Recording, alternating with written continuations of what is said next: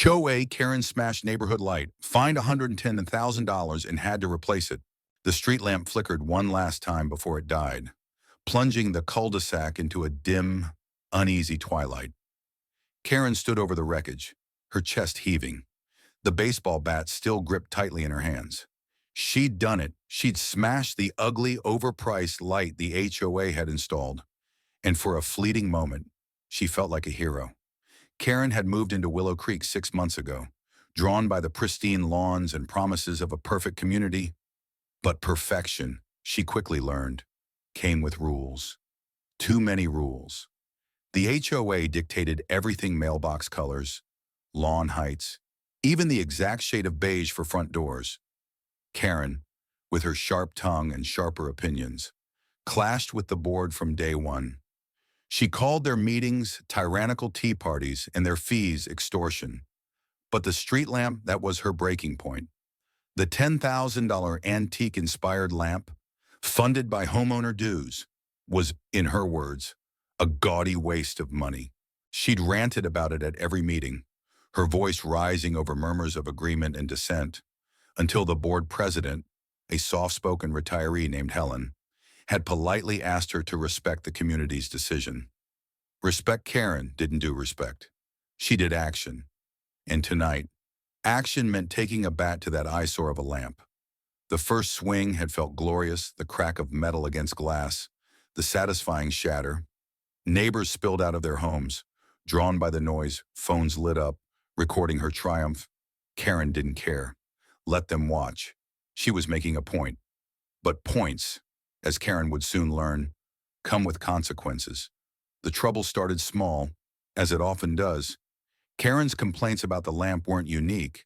Others grumbled about the cost, but her approach was, she didn't just dislike the lamp, she despised it with a fervor that bordered on obsession. At the last HOA meeting, she'd stood up, her floral blouse trembling with rage, and declared, "This thing's an insult to every hard-working family here." A few nodded, but most shifted uncomfortably. Helen, ever diplomatic, explained that the lamp was chosen for its historical charm and energy efficiency, a compromise after months of debate. Karen scoffed, storming out with a promise, "I'll take care of it myself." The next day, she started her campaign. She slipped flyers under doors, scrawled with her manifesto, "Stop the HOA scam." "That lamp's robbing us blind." She cornered neighbors at mailboxes, her voice carrying across manicured lawns. "You're okay with them wasting our money," she'd demand, her eyes wide with conviction. Some, like Tom, a quiet accountant, agreed the lamp was overpriced but urged her to work through the system. Others, like Priya, a single mom who just moved in, avoided her entirely. Karen didn't notice their discomfort. She was on a mission. Then came the twist no one saw coming. Ethan, the neighborhood's reclusive teenager, got involved. Ethan was an enigma, always tinkering in his garage, his hoodie pulled low over his face. Most assumed he was just a shy kid, maybe a bit odd, but Ethan had a secret. He was a tech whiz, and he'd been hacking into the HOA's email server for weeks, bored and curious. He'd read Karen's fiery messages to the board, her threats to tear that lamp down with my bare hands. Intrigued, he slipped an anonymous note under her door. "I can help you expose them. Meet me at the park." Midnight. Karen, skeptical but desperate for an ally, showed up. Ethan, barely visible in the shadows, handed her a USB drive. "Proof the HOA's skimming funds," he whispered. The lamp was a cover. Karen's heart raced. This was bigger than she'd thought. The drive contained emails suggesting the board had inflated the lamp's cost to funnel money to a contractor friend. It wasn't ironclad, but it was enough to fuel her crusade. She didn't question Ethan's motives. Why would a kid lie? She didn't know he'd fabricated half the emails, partly to mess with the HOA, partly to see how far Karen would go. Armed with Ethan's evidence, Karen's campaign escalated. She posted the emails on the neighborhood's private Facebook group, sparking a firestorm. Comments poured in, "Is this true? We need answers." But others, like Priya, pushed back. "This feels like a witch hunt." she wrote. Karen didn't care. She printed more flyers, this time with screenshots of the emails, and plastered them on every mailbox. The neighborhood split, some rallied behind her. Others called her unhinged. Helen, overwhelmed, called an emergency meeting to address the accusations. Karen didn't show. She was already planning her next move. That move came on a Friday night, under a moonless sky. Karen stood in her driveway, bat in hand, staring at the lamp. It glowed softly, mocking her. She thought of the emails, the dues she'd paid, the smug faces at HOA meetings. She thought of Ethan's words, expose them. She didn't need a meeting. She needed impact. With a yell, she swung the bat, glass exploded, sparks flew, and the lamp's iron frame groaned as it buckled. Neighbors rushed out, phones in hand. Priya screamed. "Karen, what are you doing?" Tom shouted. "You're going to pay for that." Karen turned, bat raised, and yelled back. "This is for all of us."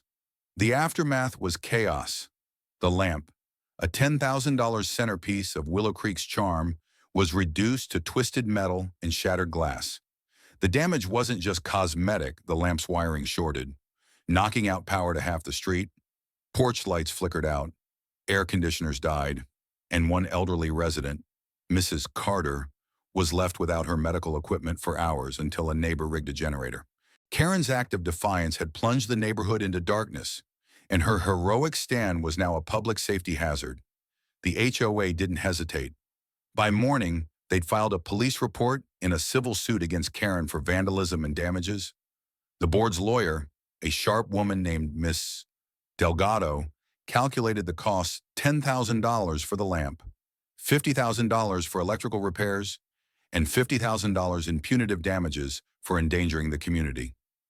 Karen laughed it off. At first she'd exposed their corruption, she thought. But Ethan's USB drive, half the emails were fake, and the real ones were too vague to prove anything. When Karen tried to present them in court, the judge dismissed them as speculative at best.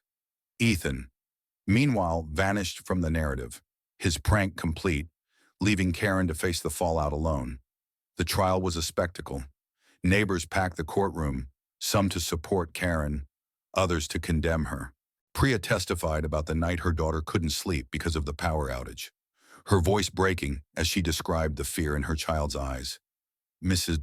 Carter, frail but fierce, recounted how her oxygen machine had failed, leaving her gasping until help arrived. Karen, unapologetic, took the stand and rambled about HOA tyranny and stolen dues. The judge wasn't impressed. "You took a bat to public property," he said, his voice cold. "You endangered lives over a personal vendetta." The verdict hit like a second swing of the bat. Karen was fined $110,000 and ordered to replace the lamp at her own expense. Gasps rippled through the courtroom. Karen's face went pale, her defiance crumbling. She'd expected a slap on the wrist, maybe a small fine, but $110,000. Her savings were modest, her house already mortgaged. The neighborhood watched as she left the courthouse, her floral blouse limp, her eyes hollow. She wasn't a hero anymore. She was a cautionary tale. Back in Willow Creek, the new lamp went up, identical to the old one, but somehow brighter, as if mocking Karen's defeat. She avoided her neighbors, her once loud voice silenced by shame. Priya organized a fundraiser for Mrs.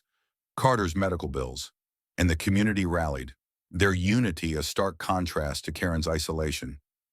At the next HOA meeting, Helen proposed a new rule: mandatory mediation for disputes. It passed unanimously.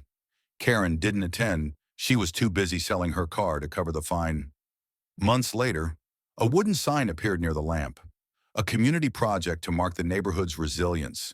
Scratched into it, in bold, uneven letters, was a simple phrase: "Karen's wrath, justice awaits." It wasn't just a jab, it was a reminder. Actions have consequences, and pride can cost more than money. Karen moved away a year later, her house sold at a loss. The lamp still stands, a silent sentinel, lighting the way for a community that learned to heal without her. What do you think? Did Karen deserve her fate? Or was the HOA too harsh? Share your thoughts below.